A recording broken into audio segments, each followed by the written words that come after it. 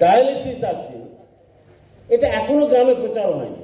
আমি হাত জোড় করে আপনাদের অনুরোধ করছি, ডায়ালিসিস আছে, এটা এখনো গ্রামে প্রচার হয়নি। আমি হাত জোড় করে আপনাদের অনুরোধ করছি, এই প্রচারটা সবচেয়ে বেশি করে আপনারা করুন। যে মেডিকেল কলেজে আছেন, হাসপাতালে আছে, খড়গপুরে কিছু সুবিধা আছে, ঘাটালে আছে, সুপার স্পেশালিটি হাসপাতালগুলোতে কিছু আছে, এটা আপনারা ব্যাপক করে প্রচার করুন। স্ক্যান করার জন্য কলকাতা যেতে হবে না, এমআরআই করার জন্য কলকাতা যেতে হবে না, এখানেই আপনারা সুবিধা পাবেন। আরেকটা জিনিস এই যে দেখুন, আপনাদের মিটিংয়ে সিএমও সাহেব এসেছে, এটা গভর্নমেন্ট পলিসি, মুখ্যমন্ত্রী এটা নীতি, এটা পলিসি যে সবাইকে মোটিভেট করতে হবে স্বাস্থ্য ব্যবস্থার উন্নতির জন্য। স্বাস্থ্য ব্যবস্থাটাকে উপরে আনার জন্য আজকে দেখুন সিএমও সাহেব আপনাদের সঙ্গে বক্তৃতা করলেন, কথা বললেন।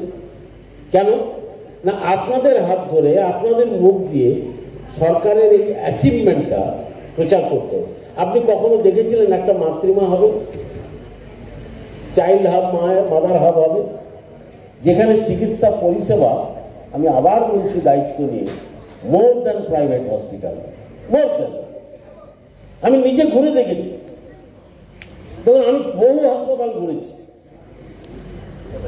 যখন করোনা হয়, আমার স্ত্রীকে আমাকে মুখ্যমন্ত্রীর নির্দেশ, আমি খুলেই বলি, মুখ্যমন্ত্রী বলেছিলেন বলে আমাকে উনি ফোন করে জানিয়েছিলেন, অ্যাপোলোর সিইও ফোন করেছিল কলকাতা থেকে, যে স্যার আমরা গাড়ি পাঠাচ্ছি, আপনি মিসেসকে নিয়ে চলে আসুন, আমরা একটা স্পেশাল কেবিন আপনার জন্য অ্যারেঞ্জ করছি। আমি বললাম আমি যাবো না। আমাকে আবার দিদি ফোন করে বলছেন, তুমি কেন এরকম তুমি করছো, তোমার স্ত্রী খুব বাড়াবাড়ি, তোমাকে আসতে হবে।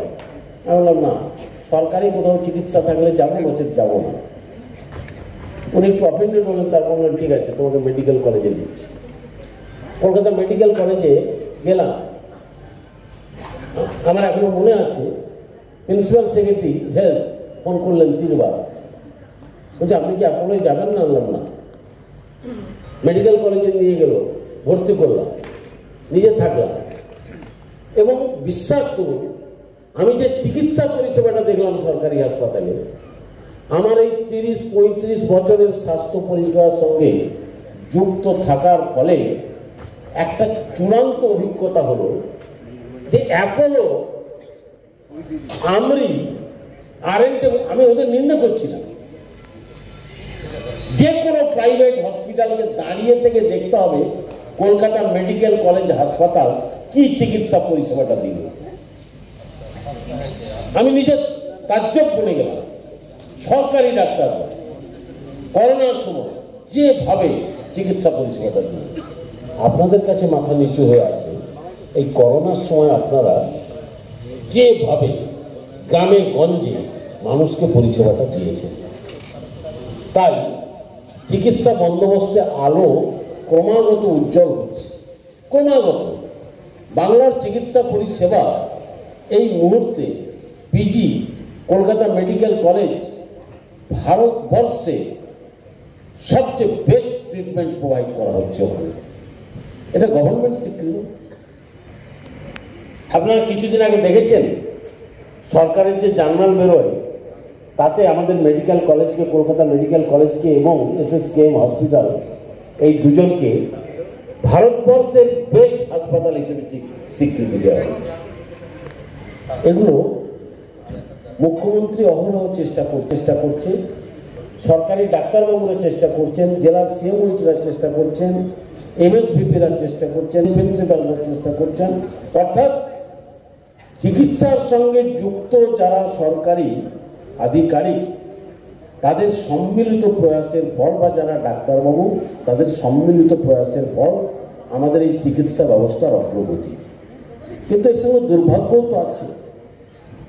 কিছুদিন আগে পকেটে করে নিয়ে যাওয়া যাবে, বিভিন্ন বাড়ি বিভিন্ন সেন্টারে গিয়ে ইসিজি করানো যাবে, তাদের জন্য এই ছোট মেশিনটা, এটার জন্য একটা অ্যাপ আমরা তাদের মোবাইলে দিয়ে দেব। যে কাজটা আমাদের এই বড় মেশিনের স্ক্রিনে হচ্ছে, সেই কাজটা ওই মোবাইলের অ্যাপেই হয়ে যাবে। ম্যাডাম কিভাবে পাবেন একটু বলে দিন, যোগাযোগটা কিভাবে আপনারা পাবেন? আমরা এই পাশের ঘরে আজকে বসেছি, আপনাদের সমস্ত price, subscription model, security deposit যা যা কিছু আছে সমস্ত আপনি তৎক্ষণাৎ চিকিৎসা করতে পারেন।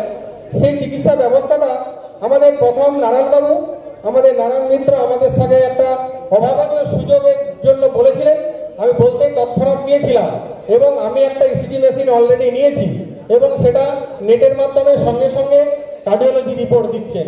সেই রিপোর্ট কিন্তু সর্ব জায়গায় বাঞ্ছনীয় এবং রিপোর্টে কার্ডিওলজি ডিপকার এমডিডিএম তিনি রিপোর্ট করে দিচ্ছেন 10 মিনিটের মধ্যে। এটা একটা বিরাট পাওনা। সেই জন্য আমি মিথ্যাবাদী বিনামূল্যে এই কর্মসূচি কিন্তু সম্পূর্ণ বিনামূল্যে। আমাদের এই যে অক্সিজেন কনসেন্ট্রেটরগুলো আমরা পেয়েছি কিন্তু লিভার ফাউন্ডেশনের পক্ষ থেকে। আমরা কোভিডের সময় লিভার ফাউন্ডেশন বিভিন্ন জায়গা থেকে, বিভিন্ন প্রতিষ্ঠান থেকে কিন্তু প্রচুর কনসেন্ট্রেটর আমরা পেয়েছিলাম এবং সেই সময় মানুষের প্রয়োজনে আমরা কিন্তু বিনামূল্যে দিয়েছিলাম। এখন কোভিড নাই, কিন্তু মানুষের অন্যান্য অনেক কারণে তো অক্সিজেনের প্রয়োজন হতে পারে। তো সেই কারণে যাতে গ্রামের মানুষ অক্সিজেনের প্রয়োজনে, অক্সিজেনের অভাবে কষ্ট না পায়, সেই কারণেই আমাদের এই উদ্যোগ অক্সিজেন সুরক্ষা বলয়, যার পরিচালনায় আছে এই consortium for rural health care providers welfare. এই কনসোর্টিয়াম হচ্ছে গ্রামীণ চিকিৎসকদের যে বিভিন্ন সংগঠন আছে, সেই সংগঠনদের একটা কমন প্ল্যাটফর্ম, যেখানে এই প্ল্যাটফর্ম তৈরির উদ্দেশ্য হচ্ছে এটাই যে এই প্ল্যাটফর্মের মাধ্যমেই আমরা কিন্তু গ্রামীণ চিকিৎসক বা গ্রামীণ স্বাস্থ্য পরিষেবকদের যে ভূমিকা, এই স্বাস্থ্য পরিষেবা দেওয়ার ক্ষেত্রে যে ভূমিকা, এই ভূমিকাগুলো আরও ভালোভাবে বিজ্ঞানসম্মতভাবে কীভাবে দেওয়া যায়, তার জন্য আমরা সকলের জন্যই একটা কমন প্ল্যাটফর্ম আমরা বানিয়েছি এবং সেই কনসোর্টিয়ামেরই পরিচালনায় এই কর্মসূচি। আমাদের লিভার ফাউন্ডেশনের সেক্রেটারি আগে ছিলেন ডক্টর অভিজিৎ চৌধুরী এবং বর্তমান সেক্রেটারি হচ্ছে পার্থসারথী মুখার্জি। এই তাদের তারপর আমরা বাকিগুলো তুলে দেবো। দেবাশিস বেরা, নারায়ণগড় ব্লক